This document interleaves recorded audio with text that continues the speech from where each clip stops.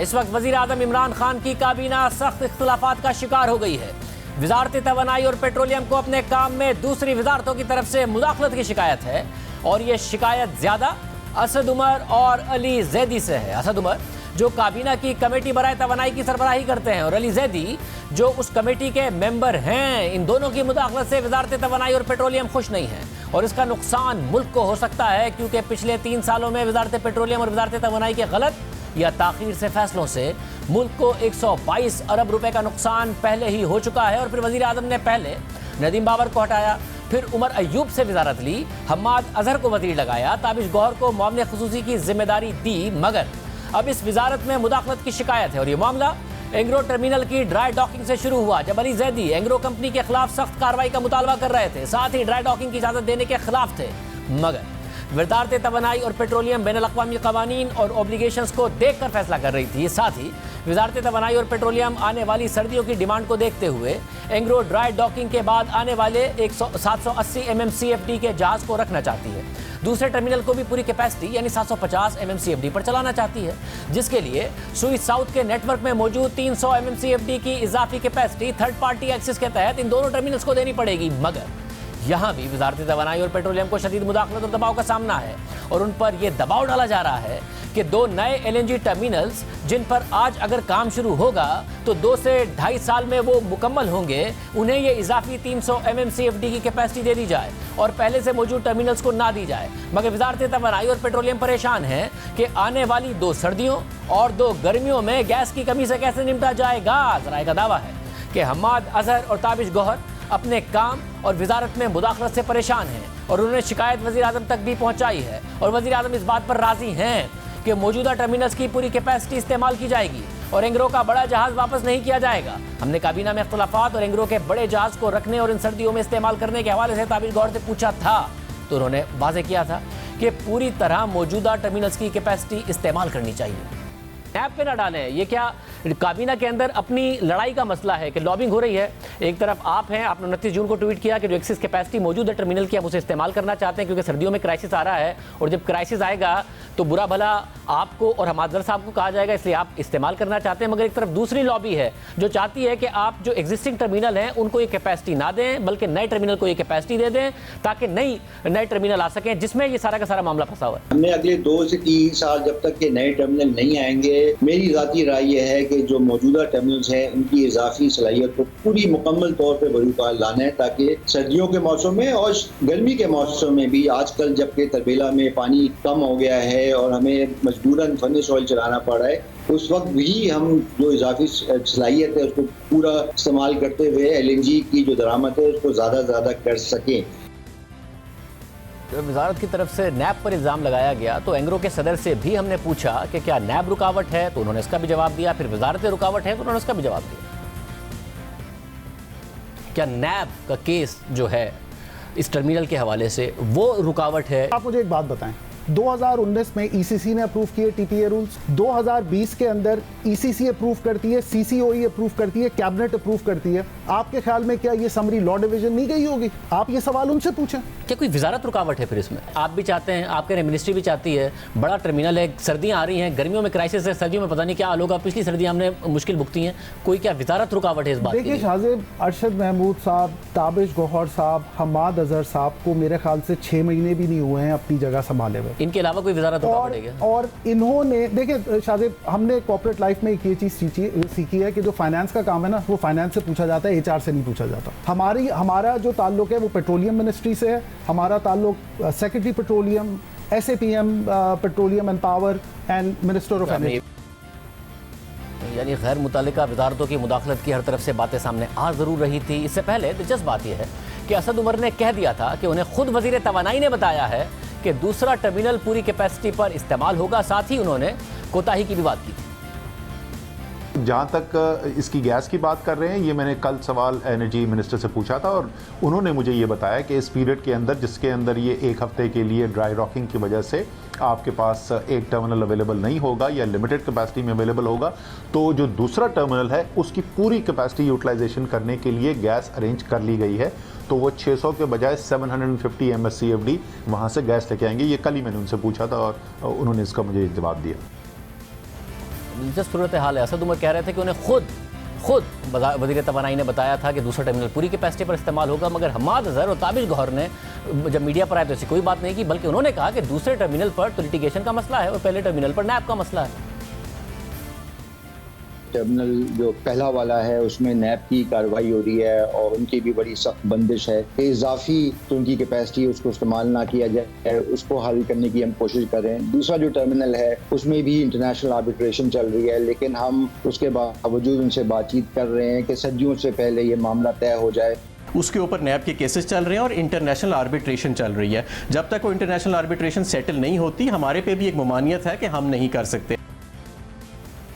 फिर 9 जुलाई को जफर भुट्टा की खबर के मुताबिक काबीना की कमेटी बराए तवानाई ने ड्राई डॉकिंग के दौरान एलएनजी टर्मिनल की इजाफी कैपेसिटी को इस्तेमाल करने के काबीना के फैसले पर अमल न करने पर गैस कंपनियों पर बरहमी का इजहार किया। काबीना की कमेटी बराए तवानाई के इजलास के दौरान असद उमर ने पेट्रोलियम डिवीजन को सख्त तनकीद का निशाना बनाया कि उन्होंने 1.5 साल पहले के वफाकी काबीना के फैसले पर अमल क्यों नहीं किया, जिसके तहत पावर सेक्टर एलएनजी के दूसरे टर्मिनल की इजाफी कैपेसिटी को इस्तेमाल कर सकता है। खबर के मुताबिक पीएलएल ने ड्राई डॉकिंग के दौरान एलएनजी दरामदाद करने के हवाले से कोई प्लानिंग नहीं की, जबकि दूसरे टर्मिनल के पास 150 MMCFD की इजाफी कैपेसिटी मौजूद है, मगर इस हवाले से पीएलएल ने कोई मंसूबाबंदी नहीं की। जराये के मुताबिक अगर दूसरे टर्मिनल की इजाफी 150 MMCFD की कैपेसिटी इस्तेमाल कर ली जाती तो 1/4 बहरान पर काबू पाया जा सकता था। पीएलएल ने ना खुद एलएनजी इंपोर्ट की, ना ही प्राइवेट सेक्टर को उसकी इजाजत दी, और ड्राई डॉकिंग के दौरान पीएलएल सिर्फ एक कार्गो $13.4 के रेट पर इंपोर्ट कर सका। खबर के मुताबिक 3 सालों के दौरान पीएलएल की तरफ से एलएनजी के दूसरे टर्मिनल को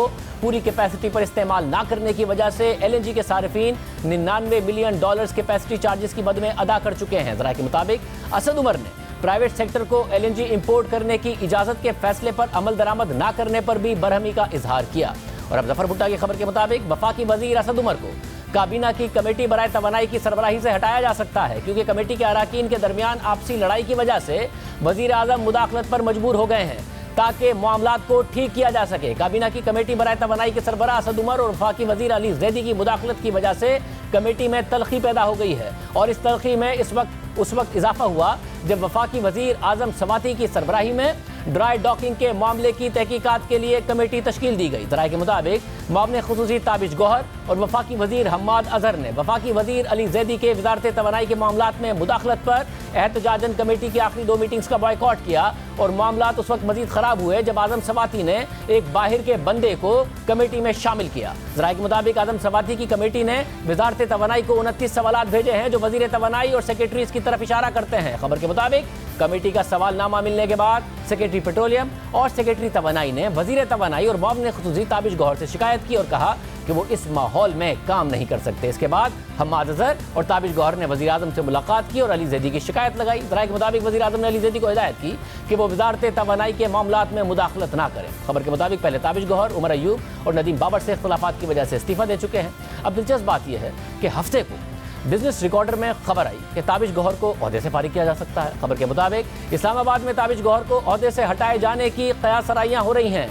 जराये के मुताबिक फैसला साजों ने एनर्जी सेक्टर के तजर्बाकार अफराद से रब्ता करने की शुरू कर दिए हैं, और वफाकी वज़रा एक दूसरे के आमने सामने इस तरीके से नजर आ रहे हैं। कभी किसी के ओहदे से हटाए जाने की बात हो रही है, कभी किसी के हटाए जाने की बात हो रही है, और आपसी लड़ाई के दौरान एक और बहरान जन्म ले रहा है। साथ ही एक तरफ हुकूमत ने रूस के साथ नॉर्थ साउथ गैस पाइपलाइन की तामीर के तरमीमशुदा मुआहदे का क्रेडिट लिया, और दूसरी तरफ उसके मुतबादिल मंसूबे की तैयारी भी शुरू कर दी है, जिस पर रूस ने भी तशवीश का इजहार किया है। सहाफ़ी मुश्ताक गुमन की खबर के मुताबिक वज़ीर आज़म के मुआविन खुसूसी बराए पेट्रोलियम और तवानाई के करीबी ज़राए ने बताया है कि रूस ने पाकिस्तान की तरफ से $2.5 अरब की पाकिस्तान स्ट्रीम गैस पाइपलाइन मंसूबे के मुतबादिल मंसूबे की खबरों पर तशवीश का इजहार किया है। खबर के मुताबिक 12 रुकनी रूसी वफ्द की आमद से पहले वजारत खारजा ने वजारत पेट्रोलियम को रूसी हुकूमत के खदशात से आगाह किया। वफ्द आज पाकिस्तान पहुंच रहा है और 4 दिन तक पाकिस्तान में ही रहेगा। खबर के मुताबिक वजारत पेट्रोलियम ने पहले रूस के साथ 56 डायामीटर की पाइपलाइन बिछाने पर रजामंदी जाहिर की, और अब 42 डायामीटर की पाइपलाइन पर गौर हो रहा है। लाहौर की एक कंपनी जिसकी वजारत पेट्रोलियम में अहम शख्स के साथ करीबी ताल्लुकात हैं, वो पाइपलाइन बिछाना चाहती है। इसके अलावा अमरीकी सिफारत खाने ने रूसी वफ्द के दौरे से पहले वज़ीर आज़म के मामले खुसूसी ताबिश गौहर से मुलाकात की और गैस पाइपलाइन मंसूबे की तफसीलात ली। इस मुलाकात के बाद कुछ स्टेक होल्डर्स ने खदशा जाहिर किया कि रूसी वफ्द की मुलाकात से पहले अमरीकी हुकाम से मुलाकात से कन्फ्यूजन फैल रहा है और उसे आला सतह पर पसंद नहीं किया जाएगा। रूस 2015 से अहमियत के हामिल मंसूबों पर पाकिस्तान के साथ ऑन बोर्ड है, मगर साथ ही हुकूमत दूसरे ऑप्शन पर भी गौर कर रही है। अब सूरत हाल ये है कि हुकूमत ने ऐलान किया था कि रूस के साथ मिलकर गैस पाइपलाइन बिछा रहे हैं। वज़ीर तवानाई हम्माद अज़हर ने भी इस बात की तस्दीक की और बताया कि 2015 में जो पाइपलाइन का मंसूबा नून लीग अधूरा छोड़ गई थी, हमने उसकी तस्दीक की है। आपने रशिया की बात की, मैंने रशिया का वो आईजीए देखा जो आप साइन करके गए थे 2015 में, उसकी हमें तरमीम करनी पड़ी है। पिछले महीने मॉस्को में तरमीमी इंटर गवर्नमेंटल अग्रीमेंट साइन हुआ है, क्योंकि आपने जो पिछला अग्रीमेंट साइन किया था उसके अंदर ना कोई स्ट्रक्चर था, ना कोई खाका था, ना रशियंस को पता था कि आप क्या बात कर रहे हैं, ना पेट्रोलियम डिवीजन को पता था कि क्या बात कर रहे हैं। अब यहाँ भी हर वजीर अलग अलग बात करता नजर आया। हम्माद अज़हर ने कहा कि हमने रूस के साथ तरमीम करके पिछले महीने मुआहदा किया है, नून लीग ने दुरुस्त मुआहदा नहीं किया था, मगर ताबिश गौहर ने कहा कि इसलिए अमल दरामद नहीं हो सका, इसलिए पाइपलाइन नहीं बनी कि रूस पर पाबंदियों का मसला था। फिर ताबिश गौहर ने वज़ीर आज़म को मशवरा भी दिया कि रूस के साथ नहीं, पाकिस्तान की गैस कंपनियों से पाइपलाइन बनवानी चाहिए, रूस की शराइत पूरी नहीं कर सकते, पाकिस्तान से जल्दी और सस्ती पाइपलाइन बन जाएगी। 2023 तक हमें ये लाइन हर सूरत में मुकम्मल करनी है। जो हालिया दौर में शराइत सामने आई रशिया की, वो अगर मैं मजमूई तौर पे समझाना चाहूँ तो वो ये है कि जिस तरह IPPs के साथ मुआहदे हुए पावर सेक्टर में, जिसमें शरह मुनाफा जो था वो गारंटी किया गया 18% पे और मुख्तलिफ किस्म की मराद दी गई, उनका ख्याल ये है कि उन्हीं मेयार पे उनके साथ भी मुआहदा होना चाहिए, जो मेरे ख्याल में अब पाकिस्तान के लिए मुश्किल होगा। तो अगर किसी भी वजह से खुदा न खास्ता ये मामला उनके साथ तय नहीं पाया जा सकता, तो हमारी जो दो सुई कंपनीज हैं, सुई सदर्न और सुई नॉर्दर्न, हम ये पाइपलाइन खुद बिछा सकते हैं, निस्बतन सस्ती बिछा सकते हैं, निस्बतन जल्दी बिछा सकते हैं। अब दिलचस्प बात यह है कि 8 माह पहले भी नदीम बाबर ने रूस के साथ गैस पाइपलाइन के हवाले से ऐलान किया था और कहा था कि फरवरी मार्च में तो काम भी शुरू हो जाएगा। पिछले हफ्ते आप सब ने देखा होगा कि हमारा रशियंस के साथ MOU रिवाइज करके हमने साइन किया नॉर्थ साउथ पाइपलाइन बनाने के लिए। हमने इस पाइपलाइन का साइज़ भी बढ़ा दिया है, अब ये 1.6 BCF कैरी करेगा, इसका डाया भी बढ़ा दिया है और इंशाल्लाह हमारी उम्मीद है कि फरवरी मार्च में इस पे हम फिज़िकली ग्राउंड पे काम शुरू कर देंगे। इस पर लैंड एक्विजिशन का प्रोसेस शुरू हो चुका है। यानी पिछले साल नवंबर में तरमीम करके ऐलान किया कि तरमीम कर दी है, फरवरी में तो पाइपलाइन पे काम भी शुरू हो जाएगा। फिर फरवरी गुजर गया तो मई में दोबारा तरमीम शुदा मुआहदे पर दस्तखत किए और हम्माद साहब ने वादा किया कि हमने ठीक किया है, नून लीग ने ठीक मुआहदा नहीं किया था। और अब हुकूमत कह रही है और ये दावा कर रही है कि रूस के साथ ये पाइपलाइन बना लें या लोकल कंपनियों के साथ, क्योंकि जो रूस के साथ बनाएंगे वो देर से बनेगी और महंगी बनेगी। दूसरी तरफ जून की गर्मियों में गैस का बहरान आया और अब इस साल गैस का दूसरा बहरान आने का खदशा है। सितंबर और अक्टूबर में LNG की फराहमी मुतासिर होने का खदशा है। LNG नहीं होगी तो फिर से हुकूमत फर्नेस ऑयल और डीजल से महंगी बिजली बनाएगी, क्योंकि हुकूमत ने जब LNG टेंडर्स खोले तो सितंबर और अक्टूबर के लिए स्पॉट के महंगे रेट मिले, जिसकी वजह से हुकूमत ने टेंडर मनसूख कर दिए और अब इन दोनों महीनों के लिए तवील मुद्दती मुआहदों के अलावा गैस दस्तयाब ही नहीं होगी। द न्यूज़ में खालिद मुस्तफ़ा की खबर के मुताबिक सितंबर और अक्टूबर में एक बार फिर LNG का बहरान जन्म लेने का खदशा है, क्योंकि हुकूमत ने इन दोनों महीनों के लिए स्पॉट पर 8 LNG कार्गोज खरीदने से इनकार कर दिया है। सितंबर और अक्टूबर के लिए स्पॉट पर कार्गो के रेट $13.60 से $16 फी MMBTU मिले, यानी तेल की कीमत का 20% से भी महंगे तक रेट आए हैं। पाकिस्तान LNG ने सितंबर और अक्टूबर के लिए 4 कार्गोज के टेंडर्स किए।